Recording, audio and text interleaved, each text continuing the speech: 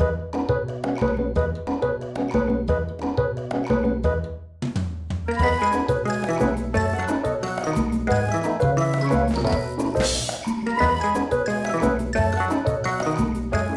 I'm Jinglin Yang. I am the National Ambassador for Young People's Literature, and today I am sitting here with Lois Lowry, who is it okay? Is it okay if I call you a legend? Is that all right?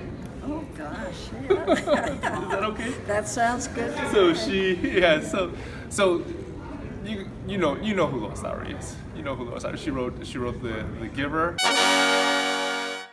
and Number of the Stars.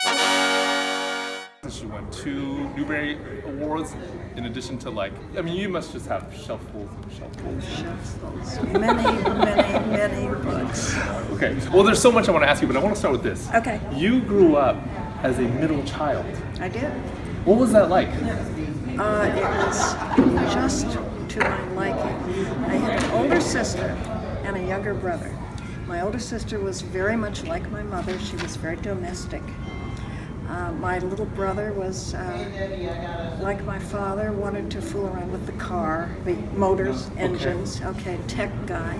Computers didn't exist then. Okay. And I was right in the middle and nobody paid any attention to me, which meant that I could spend all my time by myself. A lot of people. And a person like me, introvert, writer, wants to spend all my time by myself, and they let me do that. And do you think that had anything to do with you becoming a writer? I think it allowed me to do what I wanted to do. I probably would have found a way to do it otherwise, but if I'd had a different family set up in which I had to be heavily involved with family doings, I wouldn't have had the time to myself that I needed. And do you think that time by yourself served to nurture your imagination? Oh, sure. Oh, sure. Do you remember any Plus which, I had a mother who had been a kindergarten teacher. And she, I grew up during World War II, so my father was away in the war, so I didn't have a dad around. Dads tend to make rules and people abide by what dad says, but hey, I had no dad around and my mother loved kids and had a good imagination herself. So she allowed me, for example, to cover the dining room table with blankets and live under the dining room table by myself.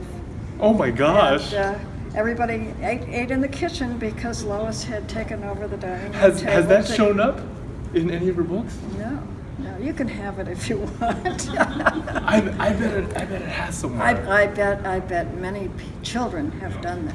Yeah. It's not an uncommon phenomenon. But I think you're I right. also slept in my closet on the floor. I think it was the same kind of thing of loving a small private space. Huh. And so now So something your own. It was something your own. Yeah. Wow. I think it's extraordinary that you were allowed to do that as a child. I don't think I would have been. Thanks, Mom. That's great. Now I'm sure you get asked about The Giver all the time. I do. All the time, and it's because it's such an influential book. It really changed the landscape for young adult immigrant literature. What I want to ask you is, do you think that we are in the danger of sameness right now?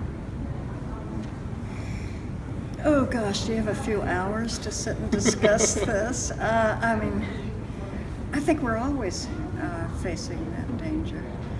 I probably need more time to think about that because I don't want to give a glib answer. But I'll just say, yeah.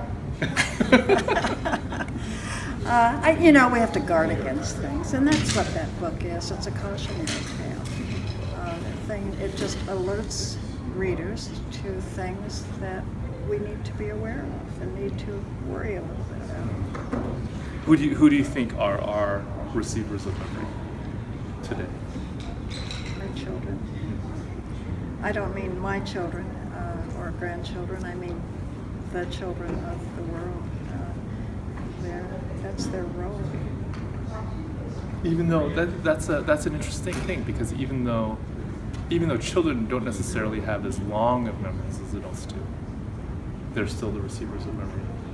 Children are sponges. They absorb, and this comes down to them through their parents, their grandchildren.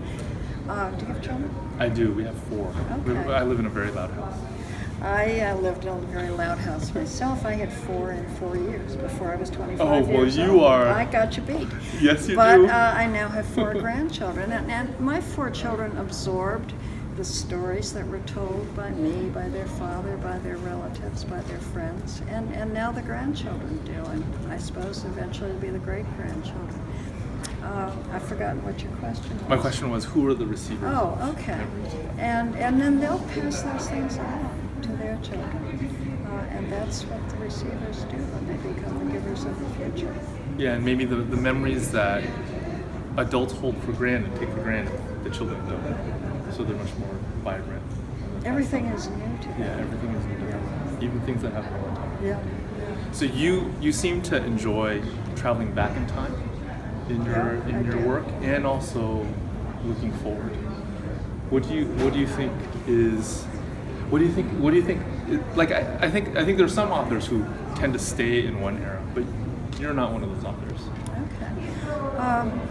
I think I look back more than I look forward, even though I've written this set of 4 books that are set in a future time. I didn't start out to do that. That just happened. And most of my books tend to look back. But it's all a spectrum. It's fluid, I think. It's all part of the same thing, the continuum. So I don't think it matters much, back or forward.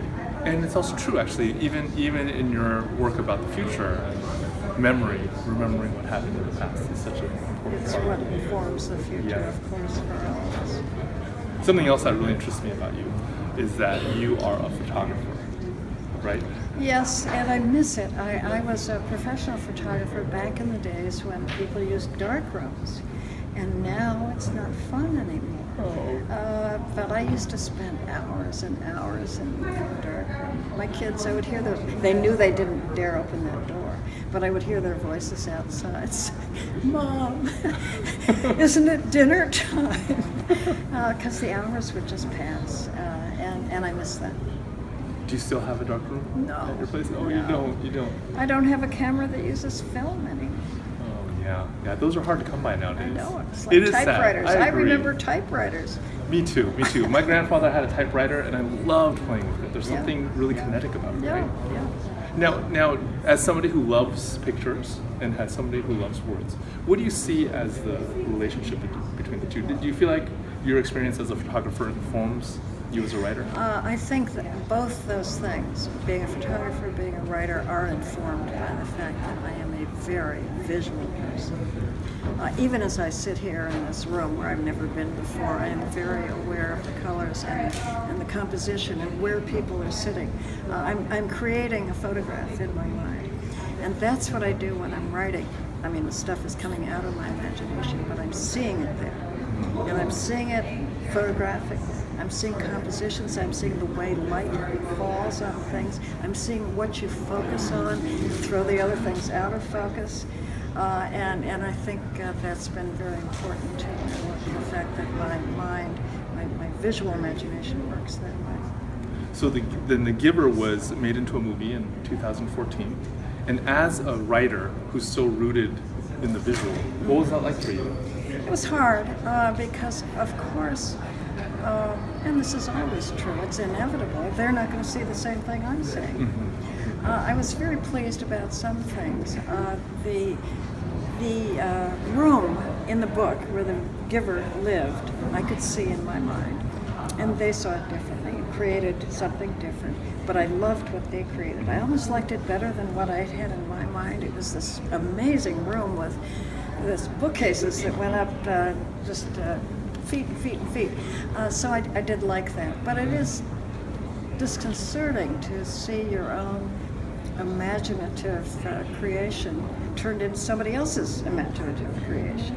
And you have to, I think, when you're involved in that sort of process, just accept that that's going to be the case and not wring your hands about it too much. Can I ask when you knew that you were a reader? A reader? Uh-huh.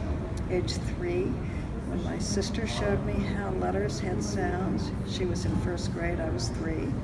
She would come home each day and explain how each letter had a sound, and you put them together, and they made words. And then I lived in a house filled with books that had been read to me, and I could see, oh my goodness, there's that word in that book, and it just all, suddenly a door opened up, a door to the world. How about a writer? When did you know you were a writer?